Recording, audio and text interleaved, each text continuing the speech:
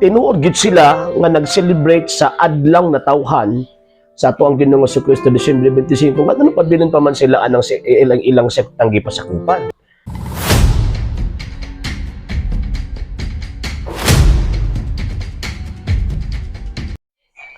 Kini atong mga higala nga mga dili Katoliko ba kung inyohang gitawag og na-observe.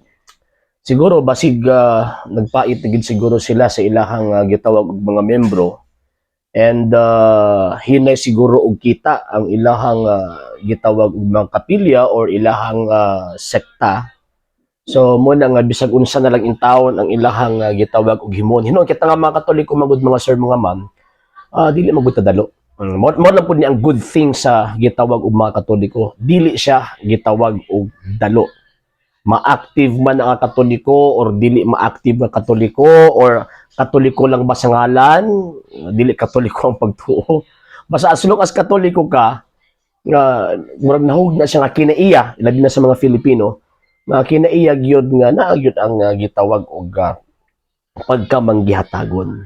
Kini ato mga higala nga mga dili Katoliko, okay kaayo oy nga tawag ani mo sabay sila og celebrate sa tuwa.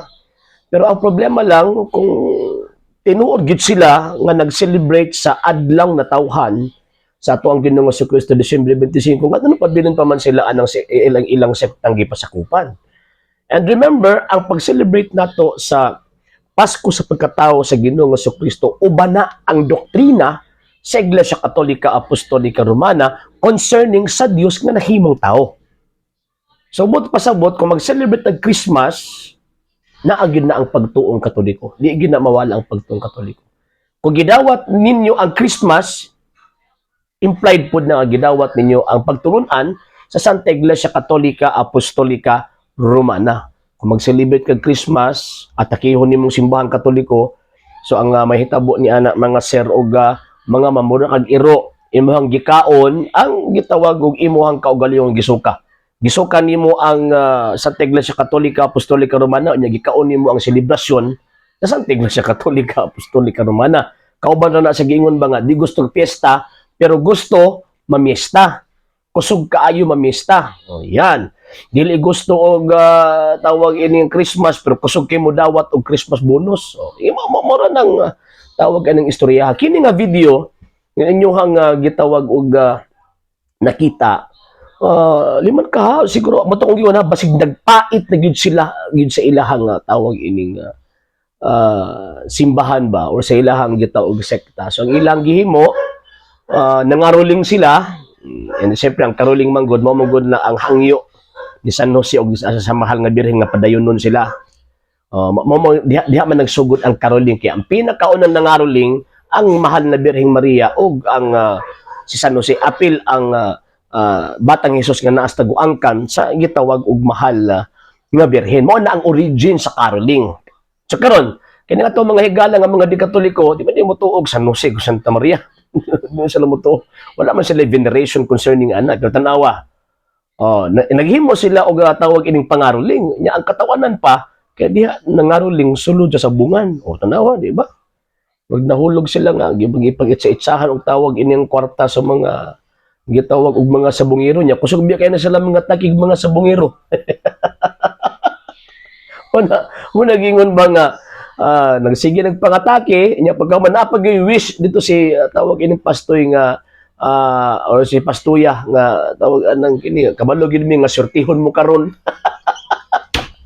implied nga ilahang gisuportaan ang tawag ining sabong.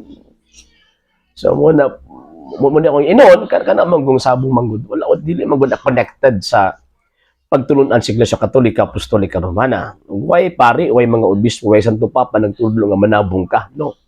Wala nga naman kay dili man na mo itudlo sa simbahan Katoliko. Bisyo man na sa gitawag og mga pipila ka mga sakop sa simbahan Katolika, pwede na may pagtulunan sa Iglesia Katolika Apostolika Romana. Pero ang katawanan lang manggod, kusog kini sila mga take, ilahapag yung mga di Katoliko, kusog yung mga take, kanang sabong, kanang sugal, ilang i-connect sa pagtuong Katoliko, pero tanawa, sila mismo ni adto dito nakabenepisyo ni anang maong gitawag og sabong. Sa ako nang gingon base nagpait ato na lang po nga tawag ining sabdo nga magdako-dako ra bang kita ni pastoy ani kay naman kag nang labay gud og tawag ng kwarta dito sa tama ba ng term nga roydahan.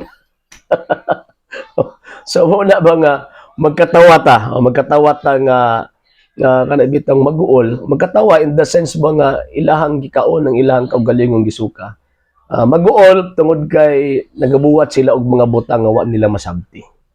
So man kita mga Katoliko, kung pwede, kung mahimo atong tukion pag-ayo nga atong pagtong Katolika para sa next celebration nato sa Christmas. Mas ato pang mahigugma ang ato ang pagtuo, and at the same time ato pang mapadayag pag-ayo nga atong pagtong Katoliko sa panahon ni ining maong gitawag og celebration. Sa hindi pa po nakapag-follow sa mga pages po natin, i-follow nyo po yung mga pages po natin, RJ Horolanciano II, TV Apolia Punto Argumento page, Kuya Apologies TV page, and RJ's Vlog 2022. And pwede rin po kayo mag-send po dyan ng Facebook stars. And also, sa ating po mga channels, sa hindi po nakapag-subscribe, subscribe po ninyo yung mga channels natin, The Lay Catholic, Apologies International Official, RJ Sano II TV, Kuya Apologies TV, and Barrio Kawayan Religious Forum. And pwede rin po kayo mag-send po dyan ng super sticker, super chats, and super thanks. And maraming salamat po sa mga kapatid at mga Katoliko na ulis pong tumutulong sa programa po natin. Maraming salamat po. Nang dahil po sa tulong at suporta po ninyo, ang programa pong ito, until now, andito pa rin po sa social media. And until now din po, nangangailangan pa rin po tayo sa tulong at suporta po ninyo dahil wala po kami magagawa rito mga sir, mga ma'am, kung wala po yung tulong at suporta po ninyo. Sa gusto pong tumulong, sa gusto pong sumuporta, pwede po ninyong ipadala ang tulong at suporta po ninyo sa pamamagitan po ng ating mga account numbers dyan po sa ating pong screen. And pwede niyo po kaming i-message sa ating pong page kung via remittance po yung papadala po ninyo. Maraming salamat po in advance.